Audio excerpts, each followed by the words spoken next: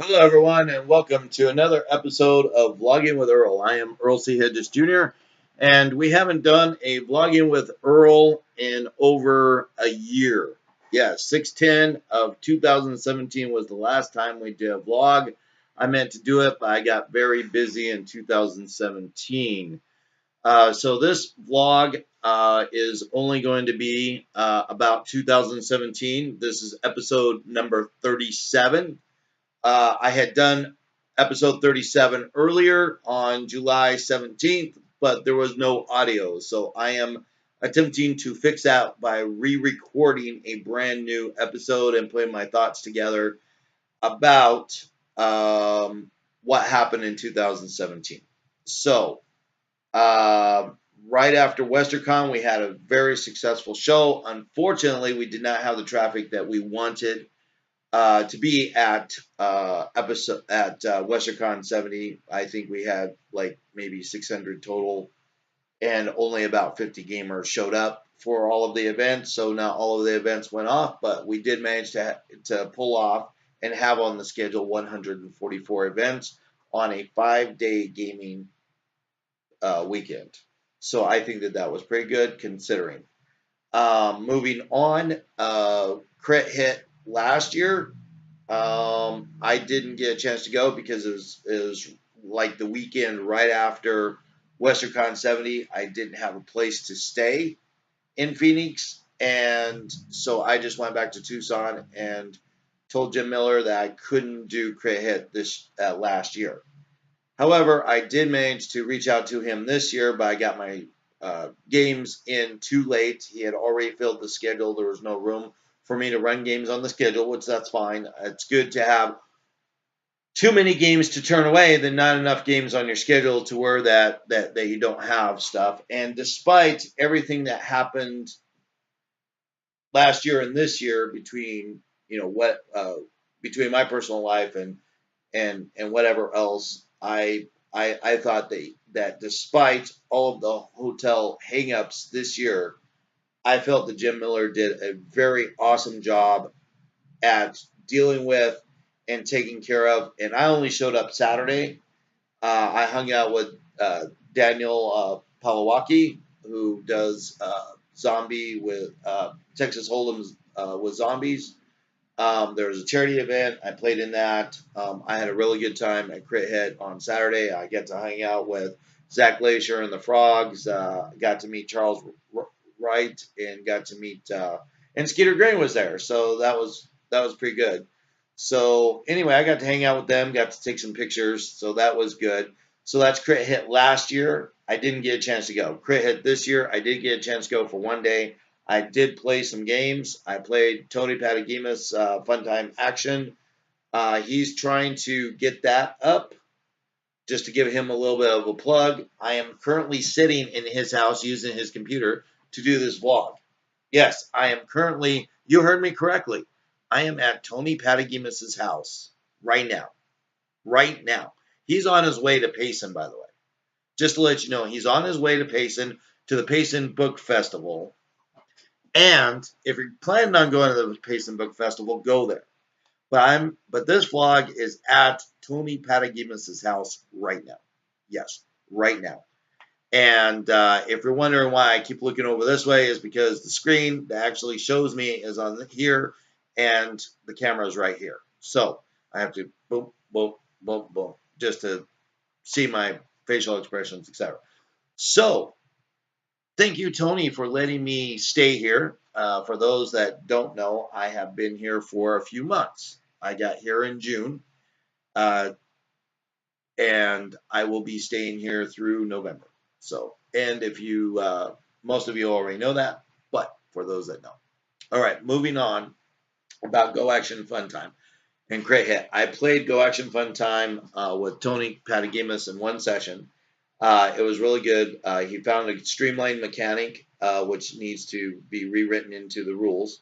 But the streamlined mechanic made the game so much more easier and whatever else. So kudos to him on developing, on further development of Go Action Fun Time. Um, so um, so he's trying to get it to where that we might be able to do a to where he may be able to get a published copy here in the near future. But nearest future is probably this fall. But between now and then, he's got to write it and whatever else. So on his blog, Tony Padigemas' blog, he refers to me as his rescue hobo. And I'm going to be jumping around. I know I said that I was going to cover 2017 before I get ahead of myself with 2017. But I wanted to do this about Crit Hit and do this about catch up and about what happened, etc. So, and probably since I only have 15 minutes, I'm going to have to break these up into smaller vlogs. So I'm just trying to put my thoughts together and how I want to do this and talk about a certain stuff or whatever else in this vlog and make this episode 37. And anyway, getting back to Crit Hit, I had a wonderful day Saturday at Crit Hit. It was great. Jim Miller was great. I got to play in a lot of games. John Wick has a wrestling game out there that is totally like professional wrestling, except for it's more like LARP. So I went on my blog and actually put how to stat up wrestling. There are or backdrop wrestling or whatever. Anyway, it's on my blog. You'll see it. It's in a recent blog post. You'll see it. It's one of the first blog posts. I haven't been able to blog in a while, but I did manage to blog. So continuing from Crit Hit 2017, 2018, past that point, I did attend Rin-Con and passed Tony Padigemas and all that. I did attend Rin-Con last year. I will not be attending Rin-Con this year. Last year, I had signed up to run games. There was a lot of games I had signed up to run that people had initially signed up for, but because I had some issues and they switched and whatever else, a lot of my games didn't go off last year, but that's okay. I was mainly there to have fun and to recruit, and I got to still play games and got to, and because my games didn't go off, I got to play in other games such as Carl Rustenbeck's GURPS sci-fi game that he created using 4th edition GURPS, which was really nice. Because playing with the Men in Black team, you get to play GURPS. So that's always a good thing. Anyway, moving on. The reason why I won't be at Rin-Con this year is quite simply I am currently in Phoenix, and I will probably be in Phoenix with no money, no transportation, etc. is the official explanation I am going to do for that one. There's other things involved I'm just not going to talk about on this vlog. Other issues that happened. There were just other issues that happened that I'm not going to discuss. All right. Moving on from that, everybody knew that I was involved with TusCon. Yes, I am no longer involved with TusCon coming up in 2018. 2017, I did deliver pretty good. I got to, the highlights of that convention was I got to LARP with our guest of honor, who happened to be Timothy Zahn, which was cool on Saturday. He came to our LARP for a while. We did get some pictures. Unfortunately, I haven't been able to get with the photographer that took the pictures to get copies of them. So that's something that I need to reach out to him to get done. Moving on, I got to GM. Another highlight was I got to GM Melissa Snodgrass in Wild Cards, and she also played Call of Cthulhu with Robert, and I played Call of Cthulhu with Robert, and Robert did a fantastic job in running Call of Cthulhu. There were other events. Ken St. Andre did not come for Tunnels and Trolls, so since Ken didn't come for Tunnels and Trolls, we decided not to. I decided to pull the game, and then a bunch of gamers who normally come to play Tunnels and Trolls asked me to run it, so I ended up running Tunnels and Trolls, which was my first time ever, and actually the players actually helped me to run the game and make it go smooth because there's a lot of rules that I was iffy on. So with that in mind, there's kudos on that. Talking about Ken St. Andre, a little bit later on, uh, well, I'll go ahead and mention it now. He got an award for Game Designer Hall of Fame at Gen Con or Origins this year. I think it was Origins this year. So congratulations out to Ken for doing that in 2018. He deserved it for Tunnels and Trolls.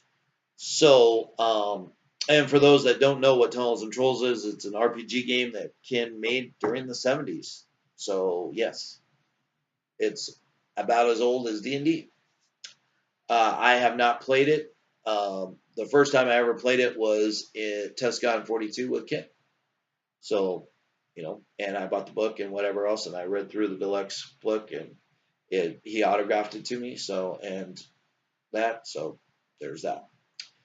This is mostly trying to keep it about 2017. So after TusCon, November, December were basically downhill for me.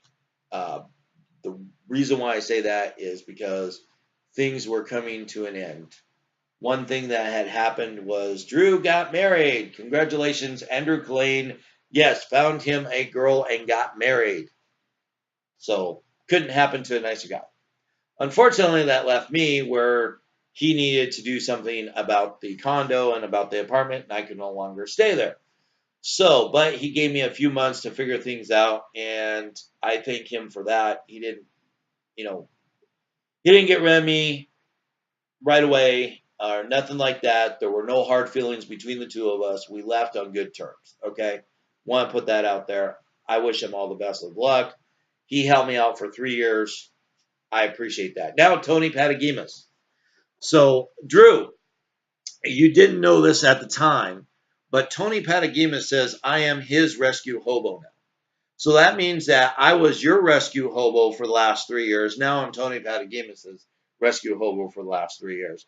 Yes, it's all about that. And I'm wondering who all is going to watch this. I'm wondering if Drew will actually watch it to this point. Anyway, I would just want to say that I am eternally grateful for Drew for helping me out during those 3 years. I tried to rebuild my life. I tried to do some things, and a lot of you will know that I went to Brown Mackey, and that blew up in my face. I tried a few other things or whatever else. So now that I'm at Tony's house, I'm trying a few other things. With Tony helping me out by giving me a place to stay.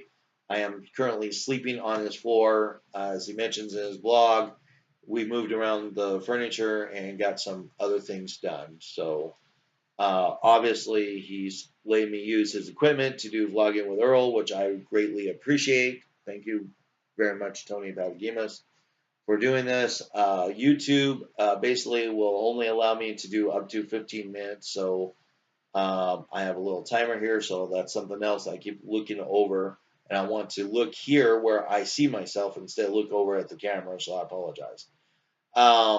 Moving on. November, December, I did not work for Salvation Army bell ringing because they did it a different way. They were trying to do nothing. They were trying to do no paid bell ringers they were trying to do no paid bell ringers, all volunteer. And so I volunteered a couple of days, but didn't get paid for any of it, unfortunately. So I didn't do a whole lot of days. I only did a couple of days for them. And proved to both the new officers that became in charge that I could do what I said I could do, but unfortunately. This year, it looks like that if I can't get a job here in Phoenix, I will probably be heading back to Shreveport to actually bell ring for them, and I'm getting a little bit ahead of myself. But you'll understand why. So I may be going to Shreveport in November to bell ring for Salvation Army in Shreveport for the Louisiana, Alabama, and Mississippi Corps, which happens to be the local corps there in Shreveport, Louisiana. where the Miracle Mile homeless shelter, hospitality house is. I shouldn't say homeless shelter, I should say the Miracle Mile hospitality house of the Salvation Army. So here's what happened. When I moved from Drew's in 2018, so moving up through to 2018 really quickly, will be the next vlog because I'm out of time. Have a great day, everyone. Bye. So we'll consider this the end of part 1.